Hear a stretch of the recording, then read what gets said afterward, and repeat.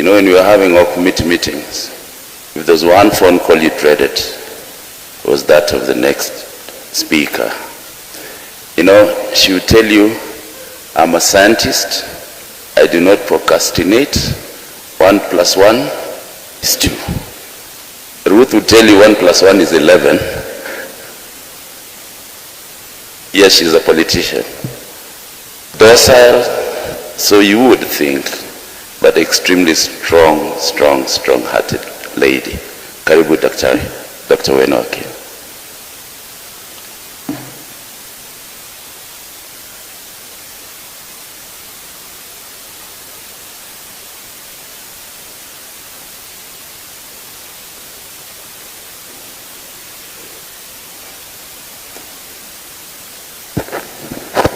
Praise the Lord. Mungu asifiwe. This is tough. Adhiambo, now I know what you say about me when I'm gone. I never did your hair because I didn't know how to plait hair. Up to now I don't know. Thank you very much. Let me say as the following. It is very, very difficult for me to be standing here to say farewell to Beryl. Beryl and I are like Uhuru and Raila because we were also close in age and grew up like twins, especially because our mother used to buy for us similar clothes. Any difference would have ended in fights, and by the way, she was mostly the winner in these fights. Yeah, because she was, even though I was taller, she was more sturdy and stronger than me. She would win, but I wouldn't give up. So Akinyi and Ochieng, I'm Akinyi, she was Ochieng. We were almost interchangeable, and many people used to confuse us, and we didn't bother to correct them. If I borrowed jam to lick or sugar, and my mother thought it is Beryl who did it because she was the naughtier one, she would not give me away, but would rather take the caning on my behalf.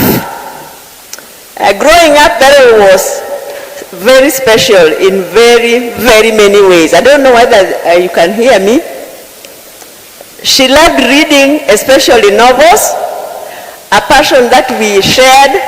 We would read books from the same authors and then compare notes. She also loved singing and would listen to a song only once.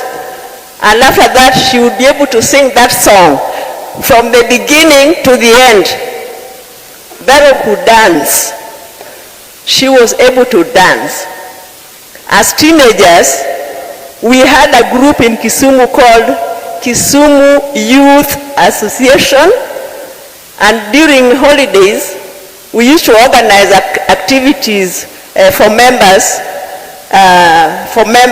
So at one time, we organized a soul dance competition. And Beryl was dancing with Boniface Adoyo as her partner, dancing partner.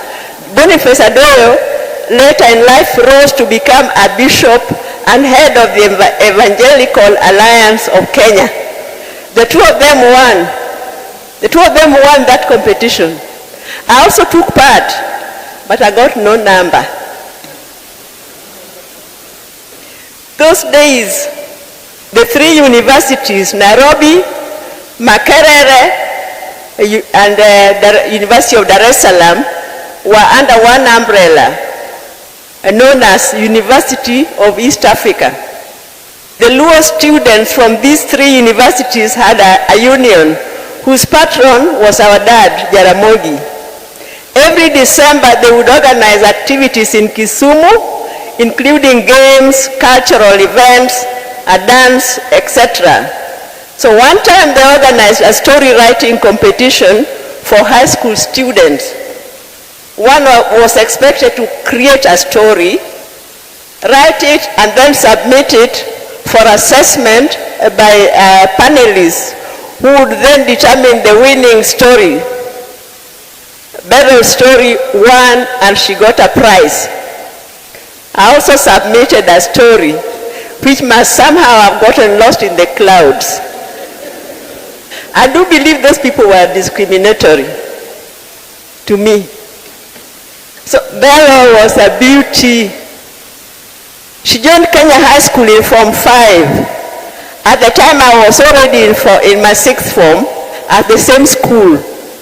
Before she joined, I was passable in terms of looks. But when she joined, I was quickly relegated to the corner of average girls. She became one of the most beautiful and popular girls in the school. I couldn't help being jealous, even though as much as I loved and was very, very fond of her, and also proud of her. One time, she was walking along the streets of Nairobi when she was approached by some journalists from a monthly magazine called Drum, which used to have pictures of beautiful girls on their cover. So, the so-called beauty of the month. Every month had a particular girl as the beauty of the month. So Beryl came to ask me what to do, because they were asking her to become the cover girl for that particular month. And they just saw her walking along the streets of Nairobi, can you imagine? And because it was so beautiful, she attracted them and they were approached her. And she came to ask me what to do. And at first, I encouraged her. I was telling her, you go for it. But then as we were talking, we remembered the kind of hysteria my father would have if he were to see that his daughter was on the cover of a magazine. It would have been a very sad state of affairs. So we decided to let the matter end. She never did it. So our family, I could go on and on and on about Beryl, but let me end here. Our family has had it rough. The last 1.5 months. The day Beryl passed, I questioned God. To be honest, I questioned God. I asked God, dear God, why? Tumefanya nini? What have we done? In fact, I was almost losing faith, believing God is not on our side as a family. Then I remembered the story of Horatio Spafford. He underwent many, many tragedies, including his fortune being burnt down, the death of his only son. When his wife and 4 daughters were traveling to Europe, there was a shipwreck, and only his wife survived. All 4 daughters died.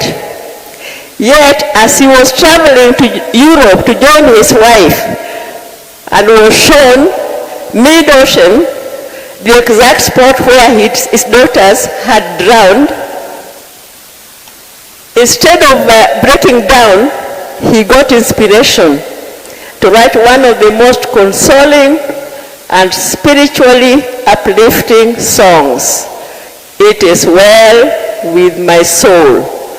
Whatever, my Lord, thou hast taught me to say, it is well with my soul. B, Nyakango, it is well with our souls. Auma, Chizi, Taurai, we are all together. B, rest in peace. Thank you.